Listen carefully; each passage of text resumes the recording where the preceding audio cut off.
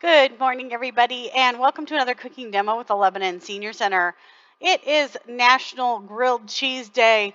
Did you even know there was a grilled cheese day? I didn't until I happened to notice it on a calendar, but isn't it worth celebrating? I mean, look at that. Can't you almost smell it? Feel the texture of the toasted brown bread? Your taste buds start to water. I don't know if we can get the gooey cheese in the middle. Ooh. It's been cooling off for a moment so I could touch it. So it's not as stringy as it once was. But, this is comfort food right here. I don't know about you, but growing up, this is one of my favorite go-tos for a little comfort, a little grilled cheese, a little soup. Can sure hit the spot. And I don't care how old you are. It's still one of those tried and true quick meals, super easy to do.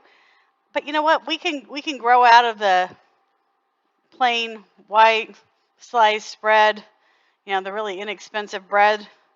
We can do better than the individually wrapped American cheese.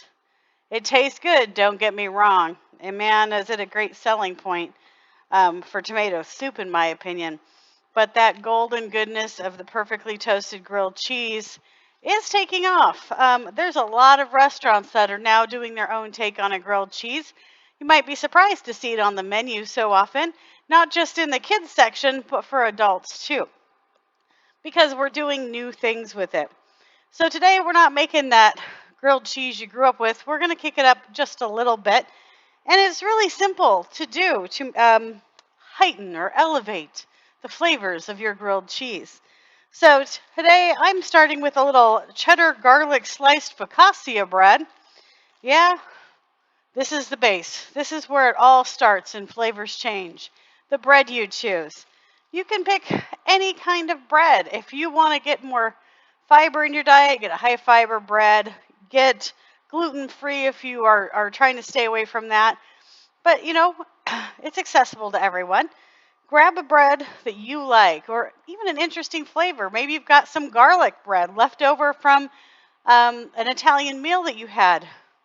Keep it, save it the next day, turn it into a grilled cheese. That crust of that garlic bread on the outside is going to taste really good. It's, again, the flavors are endless because there's so many different varieties of bread. Or, heck, make some bread from scratch at home if you want to. Those flavor breads are a great way to add some new flavors into your grilled cheese. So the next thing you can do is play with your cheeses. Today I've got smoked Gouda. I don't know if you can really see the smoke ring on my Gouda, but I'm going to be playing with some smoked Gouda. Again, the cheese you choose are important because they add flavor. Come on, we all like the grilled cheese because of the cheese. The toasty part on the outside is good, but that melty cheese is divine. So mix it up. You can certainly still use a cheddar, but maybe try a white aged cheddar, or do some different kinds of cheddar, or do a cheddar and another kind of cheese, so that you can really play up those different flavors in your grilled cheese. If you like the cheese, you can try it in your grilled cheese. If you're avoiding cheese, you can also do some of those cheese alternatives, soy cheese. You probably could even do tofu. I've never done that, but to each their own. And if you're trying to avoid cheeses altogether, you know what?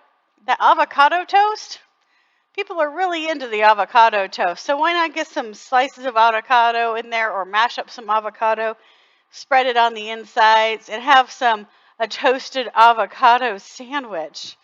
You can certainly play with it in a lot of ways. So when you do get your cheese choices, you want to keep the slices kind of thin because you want them to be able to melt while the bread is toasting, right? If you get them too, shall we say, thick, give them too thick, it makes it really hard for them to melt. So you've got to be able to do that. And one of the things is that makes your bread's a little different. Oh, we'll go over that again. We're going to get this toasting, then we'll talk some more. Third component, your butter. Haha, so basics of butter. Oh, I will say, some people like to put mayo on the inside. You can certainly do that, I didn't choose to do that today. It's got a lot of other components happening here, but if you do like to put your mayo in there, feel free to do that. When you're doing your toasting aspect, you do want to have some spread on the outside. I'm using a butter today. You could use a little extra virgin olive oil and smeared on there if that's what you wanted to do and you're trying to avoid butter. The other thing you can do instead of regular butter, do an herb butter. We did a series on those a while back, but you can take a little bit of butter, mix some herbs to it, mush it around, let it sit for just a little while, and the flavors of the herbs will get into that butter. And so you can use an herb butter to smear on the outside of your grilled cheese, and all those flavors will lend themselves to that grilled cheese.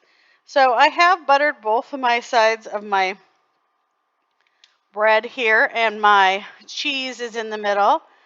And I've got a pan here. Whoop, here we go. Try not to drop it. Warming up.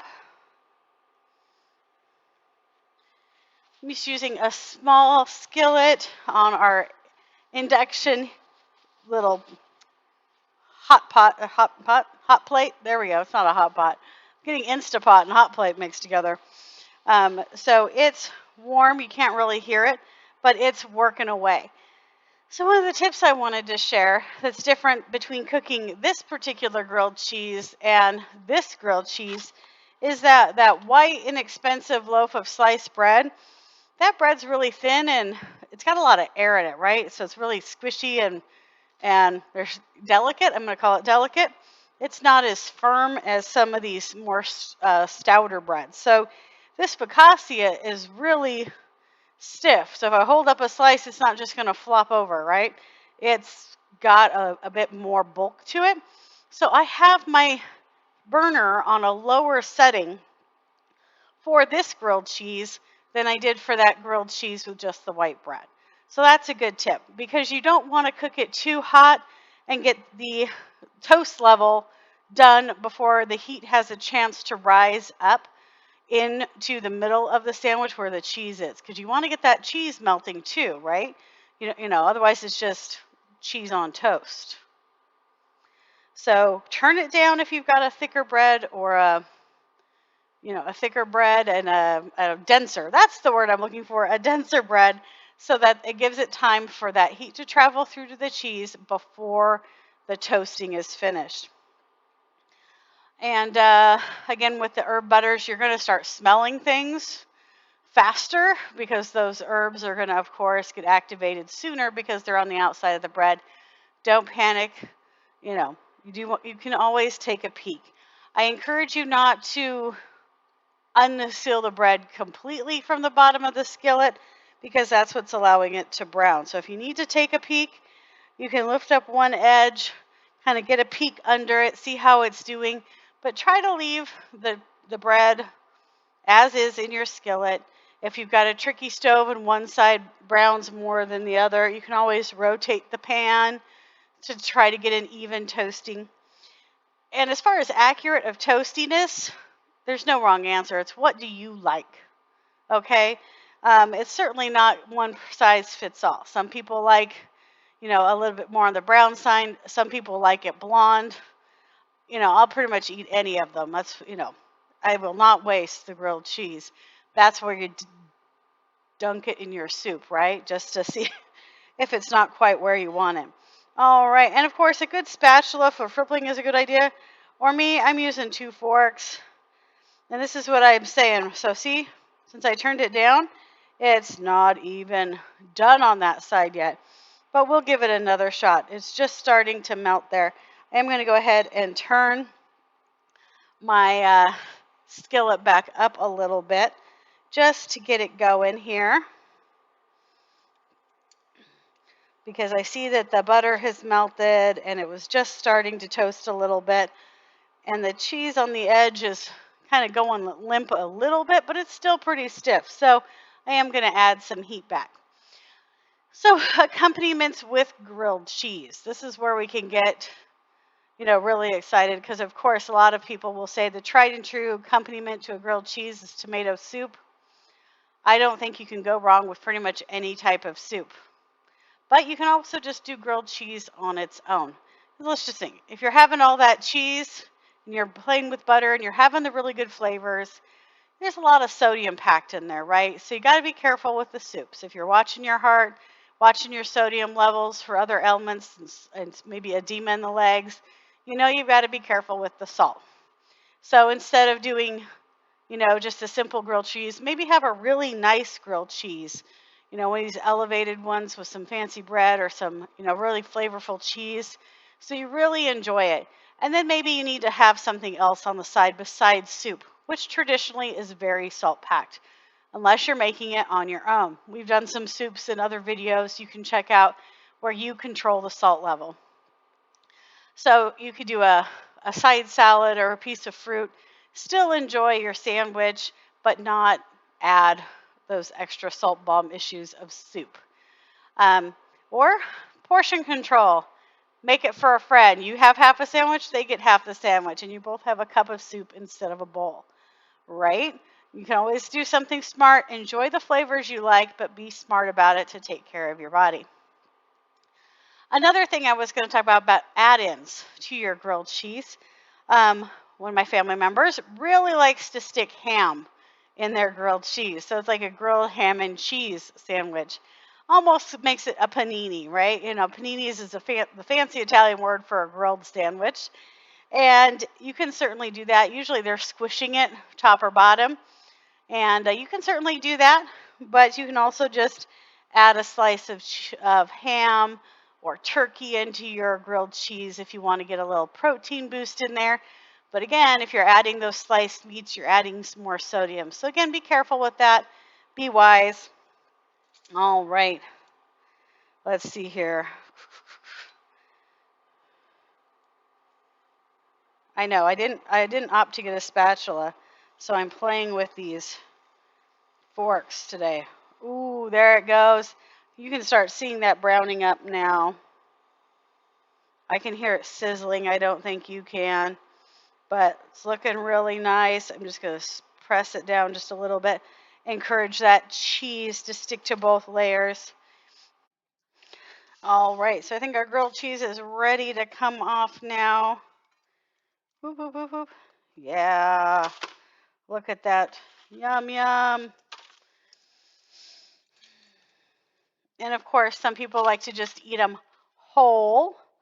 I'm going to get a little cut. I like to cut mine in half. What can I say? There's just a lot of satisfaction in having it cut in half. Oh my gosh, and then that focaccia bread smells so good.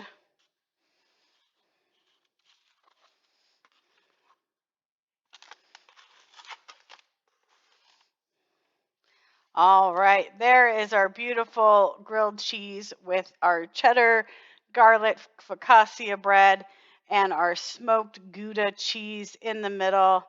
Melty on the sides, going down.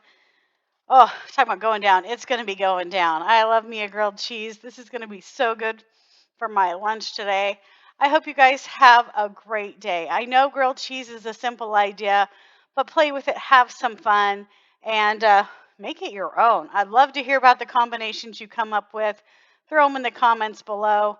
We love you. Stay safe.